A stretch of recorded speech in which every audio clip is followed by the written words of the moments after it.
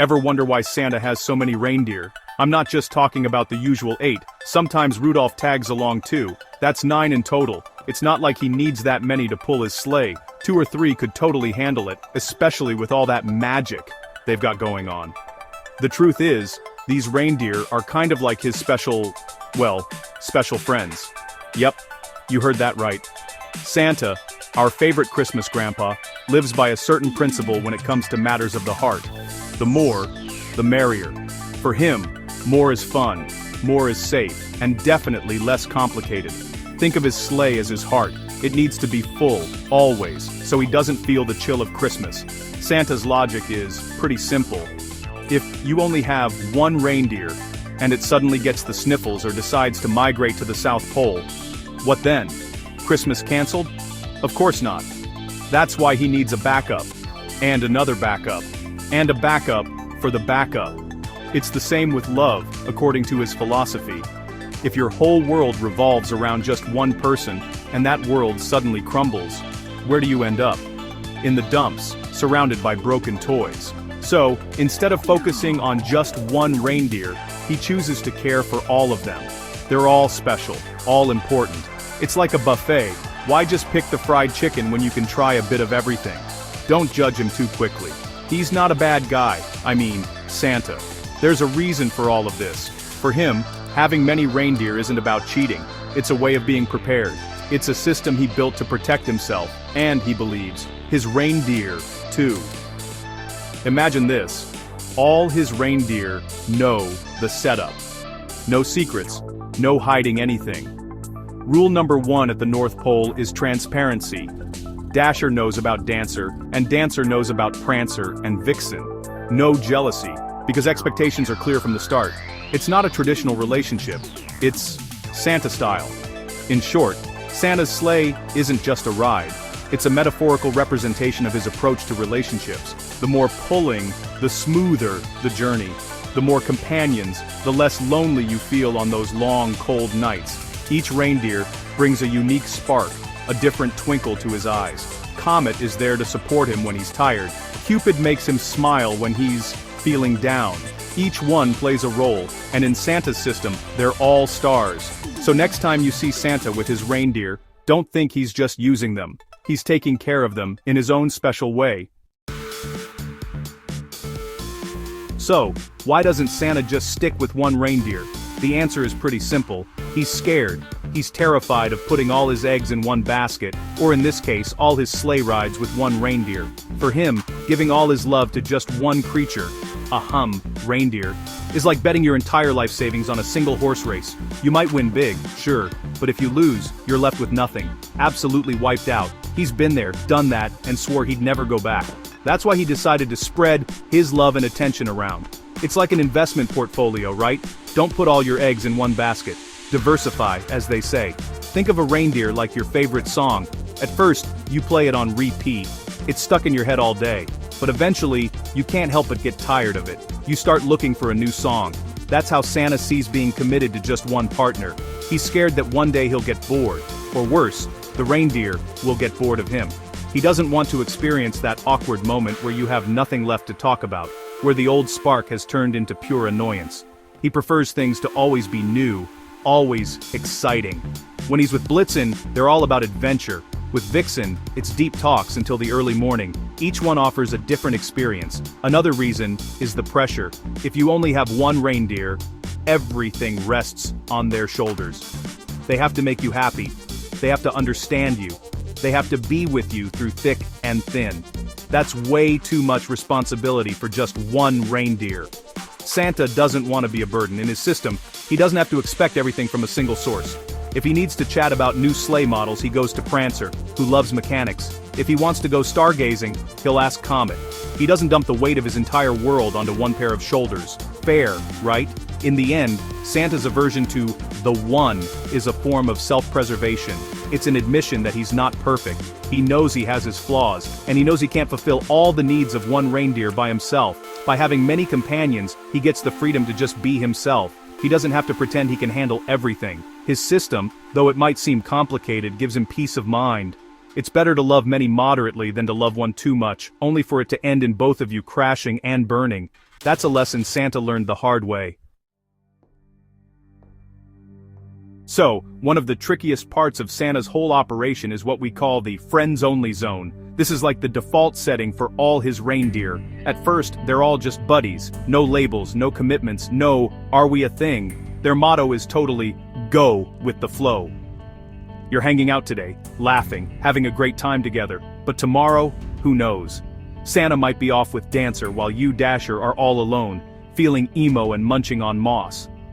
It's a mess, right? But for Santa, this is the safest setup. No one can complain because no promises were ever made.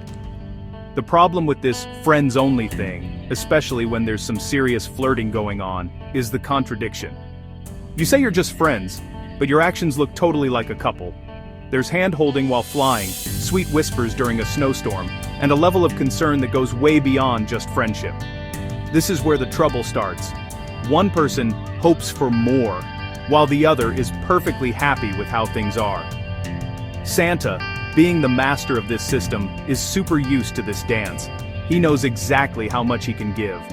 The problem is, the reindeer, especially the new ones on the sleigh team, often fall into the trap of these confusing relationships.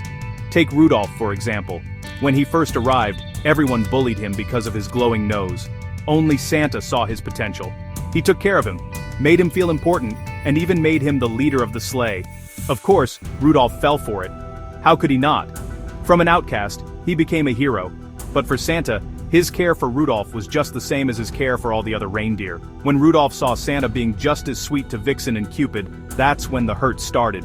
What he thought was a special connection was just standard operating procedure. That's the danger of the friends-only zone. A danger, what you thought was just for you, was actually for everyone. So why does Santa do this? Because friends only is his escape clause. It's his get-out-of-jail-free card.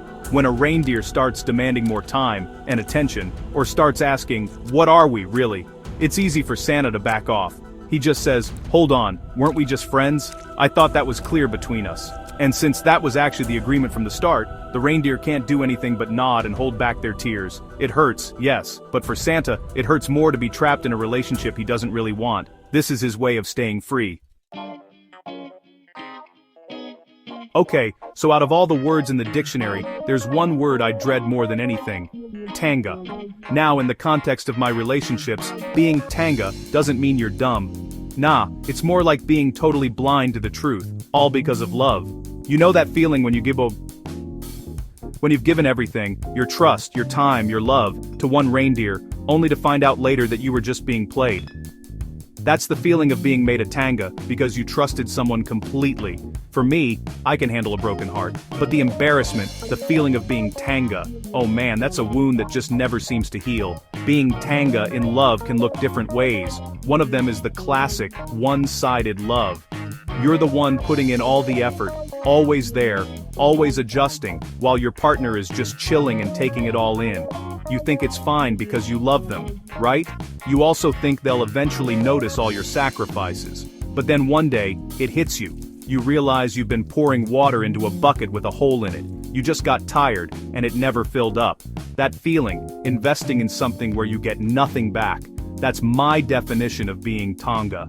And honestly, I avoid that at all costs. So, my whole system is designed to keep me from ever getting into that state. By having lots of reindeer, I don't pour all my emotions into just one. If Vixen isn't paying attention to me, well, Cupid is right there to cheer me up. If Prancer is busy, I'll just chat with Comet.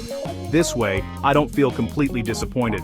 The pain gets spread out, so it doesn't hit as hard. It's like my insurance policy against being tanga. Because if you don't expect too much, you won't get hurt too much, right? But you know what's ironic about all this? In my effort to avoid being tanga, sometimes I end up being the reason someone else becomes tanga. The reindeer who put their hopes in me, who think they're special, often end up feeling used. They become the tanga in the story. Do I know this? Probably. But for me it's a necessary evil. I'd rather hurt others than be hurt myself and look like a fool. It's sad, yeah, but it's true.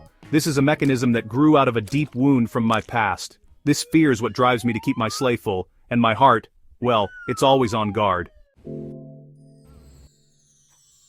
To really get why Santa's acting like this, we gotta rewind a bit. See, there was a time Santa actually believed in the one. There was this one reindeer who was like the center of his whole universe. Her name was Olive. Yep, Olive, the other reindeer. And Olive wasn't just any reindeer. She was his wife, his queen, the one who was supposed to pull his sleigh forever and ever. Santa gave Olive everything, his trust, his heart, and even the master key to his toy workshop. He thought they were endgame, you know? Forever. But forever, apparently, has an expiration date. One cold Christmas Eve, while Santa was busy delivering presents, he found out something that totally shattered his heart. Olive, his beloved wife, was having a secret fling with the Easter bunny. Yeah, the bunny with the eggs. Turns out, he wasn't just visiting kids. The pain Santa felt was just indescribable. It wasn't just a simple heartbreak, it was like a massive slap of reality. The one he trusted completely was the one who betrayed him. In an instant, his whole world crumbled. That's when he really understood what it felt like to be a total fool. A fool for believing all those sweet words. A fool for not seeing the signs. A fool for giving his all without a second thought. The shame was even worse than the pain. How was he going to face the elves? How was he going to explain to the whole North Pole that their queen traded him for a bunny? From that day on, Santa swore he'd never be a fool again. He'd never trust anyone, 100%, again. He'd never put just one reindeer on a pedestal again. That whole Olive experience became the foundation of his the more, the merrier philosophy. It was his defense mechanism. It was the wall he built around his heart so it wouldn't get hurt again. Every new reindeer on his sleigh is a reminder that he should never settle for just one. Having many isn't just for fun, it's for safety. The trauma of the past shaped the Santa we know today. A jolly old man on the outside, but someone super cautious and afraid of getting hurt on the inside. So, whenever he sees his 9 reindeer, they're not just pets, they're his shield. So, because of his super painful past, Santa made a whole rule book for how he deals with reindeer. These were his absolute must-haves, his 10 commandments of reindeer dating, if you will. The very first and most important rule was, the more, the better. For him, safety was in numbers. No exclusivity allowed. Any reindeer who tried to claim Santa for themselves immediately landed on the naughty list. Love, according to him, should be like free Wi-Fi at the mall, for everyone, no password needed. And don't you dare complain if the connection's slow. The second rule was, no labels, no problems. Santa hated terms like boyfriend, girlfriend, or it's complicated. He just wanted to be friends. A label to him was like a contract full of expectations and obligations. When there's a label, you have the right to get jealous, complain, and make demands. He wanted none of that pressure. He preferred a free-spirited relationship where everyone was together because they wanted to be, not because they had to be. This was his way of avoiding drama and responsibility.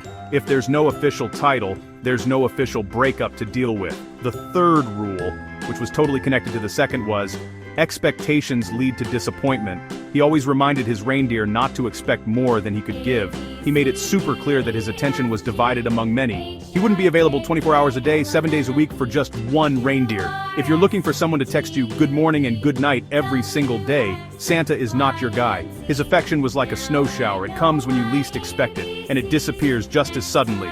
Anyone who learned to dance under his snow without expecting anything in return was the one who'd last on the sleigh team. The fourth rule was the most brutal of all. Feelings are temporary, gifts are forever. This was a joke with a lot of truth mixed in. Santa knew emotions are always changing. Today's butterflies could be tomorrow's annoyance, so he didn't invest too much in feelings. Instead, he showed his appreciation through material things, the tastiest grass, the shiniest sleigh bells, the warmest blankets. For him, this was a more honest way of showing he cared. Gifts were concrete and long-lasting, unlike promises that often get broken. These were the rules that kept his system running, even if it was at the expense of a real connection. So, Even with Santa's the merrier vibe, there's one line he absolutely positively will not cross: getting involved with a reindeer who's already taken or, has another special someone. Now, you might think this totally goes against his whole lifestyle, but trust me, there's a deep reason for it. For Santa, messing with someone else's committed relationship, that's the ultimate no-no. It's a direct attack on trust, something he learned the hard way, can really sting. He definitely doesn't want to be the Easter Bunny in another reindeer's life. The memory of Olive is still super fresh in his mind. This rule isn't just about being good, it's about avoiding a total mess. Santa knows a relationship with a third wheel is a recipe for disaster. It's gonna lead to jealousy, arguments, and blame games, all the stuff he tries to steer clear of. Why would he jump into a situation that's guaranteed to give him a headache when there are tons of single reindeer chilling at the North Pole? For him, it's just practical.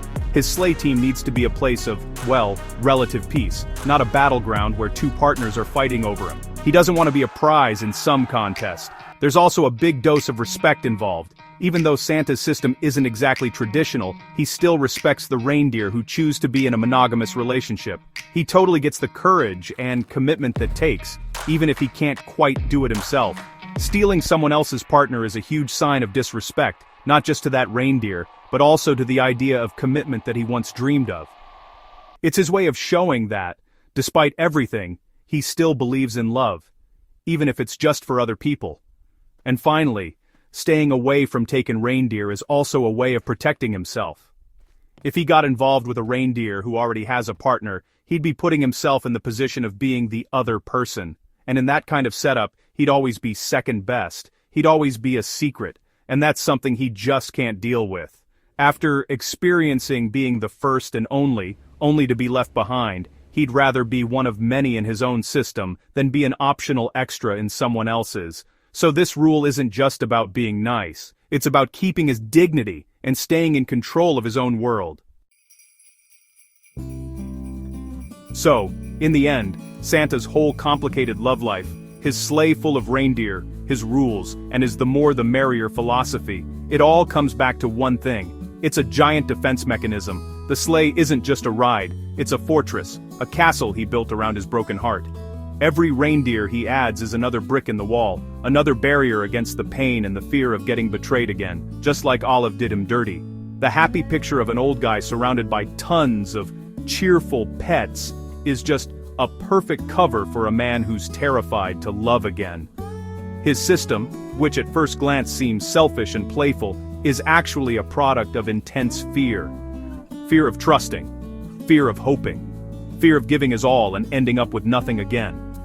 It's easier for him to keep everything on a shallow level, where not too many feelings are on the line. It's easier to swap out sleighmates than to face the possibility that your one and only sleighmate might just fly off with someone else. The noise of many reindeer is way more comforting to him than the deafening silence of being alone. The lesson from Santa's story isn't about whether having a lot of partners is right or wrong. It's a story about how our past hurts shape us. It shows that sometimes, the people who seem the happiest and most carefree are actually carrying the heaviest baggage. Santa's system is his way of coping. It's his way of surviving. It's not perfect, and he often hurts others in the process, but for him, it's the only way he knows how to protect the last few pieces of his heart. So next Christmas, when you hear the song Rudolph the Red-Nosed Reindeer, think about the deeper story behind it. Think of Santa, not as some mythical figure, but as a person who got hurt, got scared, and built an entire system just so he wouldn't have to feel that pain again. And maybe, by understanding his story, we can also understand the people around us who are building their own walls. Because in the end, we all have our own sleighs we're filling and hearts we're protecting, hoping to reach our destination whole and not broken.